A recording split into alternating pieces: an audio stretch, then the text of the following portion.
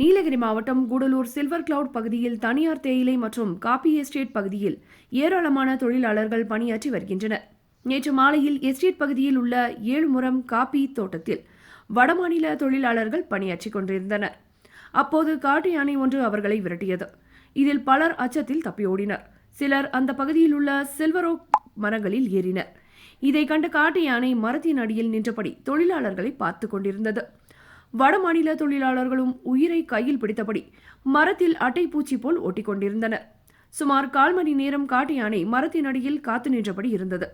பின்னர் அவர்களை விட்டுவிட்டு அங்கிருந்து சென்றது. இதனால் தொழிலாளர்கள் உயிர் பிழைத்தனர். கிறிஸ்துமஸ், நியூ இயர் மற்றும் பொங்கல் பண்டிகையை முன்னிட்டு அதிரடி விற்பனை.